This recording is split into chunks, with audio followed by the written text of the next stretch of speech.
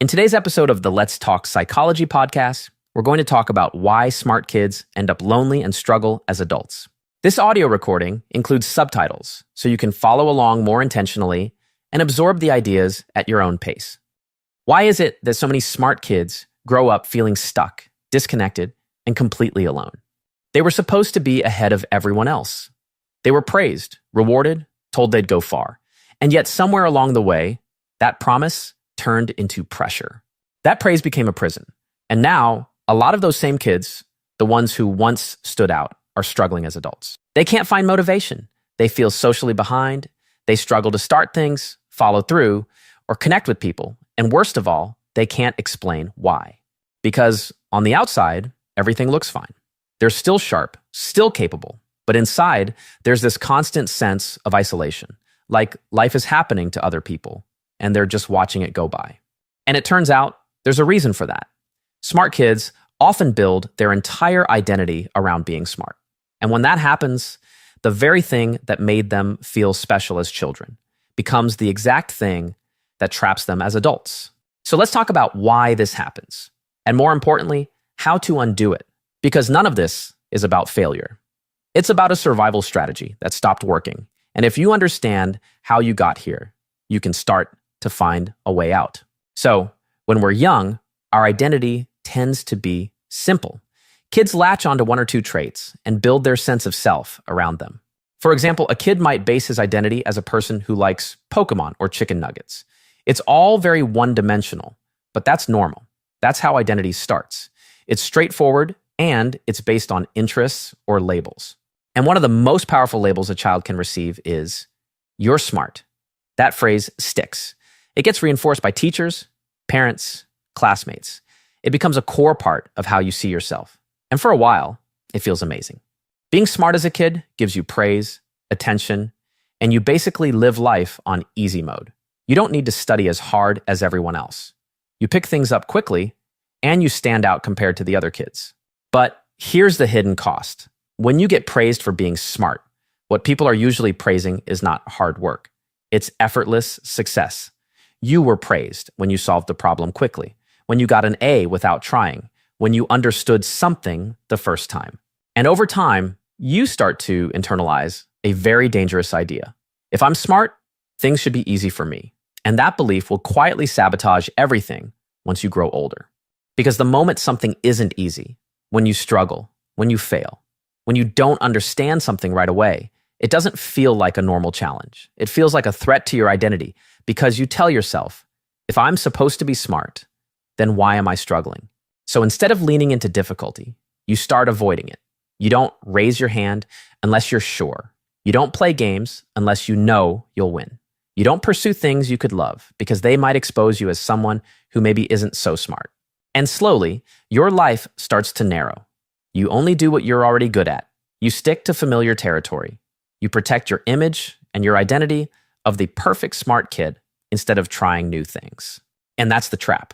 Because while everyone else is out there experimenting, trying, failing, developing, you're locked inside a shrinking comfort zone. And the longer that goes on, the harder it becomes to leave. And at some point, you realize you've built a whole identity on something that now feels fragile. You can't afford to fail. You can't afford to look stupid. You can't afford to threaten what you built your whole identity on. So you stall. And that's when the isolation starts to set in. Because when you stop growing, you also stop connecting. Think about it. Connection comes from shared activities, being on a team, going through awkward stages together, or working hard towards something. And if you start opting out of those things, if you remove yourself from the situations where other people bond, you miss the moments that create real friendships and connection. You don't join the club because you're afraid you'll be bad at it. You don't try the sport because it's unfamiliar. You avoid group projects because they frustrate you. And without realizing it, you start stepping out of the flow of social life. But you still crave connection, right? So what do? You lean on what you know, your intelligence.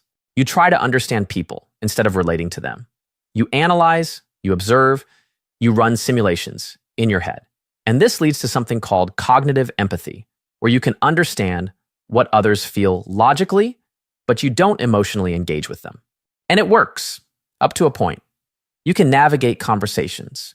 You can keep up socially. You might even seem charismatic on the surface. But underneath, you're exhausted. Because instead of just being with people, you're calculating. You're constantly thinking about what to say, how to respond, what they might be thinking. So now socializing also becomes something you have to be good at. And to avoid failing at it, you start avoiding it. This is where the loneliness deepens. But you're smart, right? You should be able to figure this out. So you start applying logic to emotional problems. You try to fix your self-esteem with rationality. You write out arguments to convince yourself you're fine. You analyze your own behavior to death. And none of it helps. Because intelligence wasn't designed to fix emotional pain. It's not a tool for self-worth. It's a tool for solving external problems. And when you try to use it to feel okay inside, it just keeps looping. Because there's no intellectual answer to the question, am I enough? That question can only be answered emotionally. And for smart kids, emotional growth is often the one thing that got left behind. And when the emotional pain becomes too sharp, when the loneliness starts to feel unbearable, that's when the ego steps in and forms one final defense. You tell yourself, I'm just different from other people. I don't relate because they're not as smart. I'm too deep for surface-level friendships. And now, instead of admitting that you're lonely, you convince yourself that you're above everyone else. Not because you actually believe it, but because it hurts less than admitting you feel left out. This is what we call defensive arrogance. And it's one of the most isolating patterns you can fall into. It creates a wall between you and everyone else. And even when you want connection, the wall doesn't let you reach for it because connection requires humility. It requires presence. It requires being seen and vulnerable. So how do we fix this?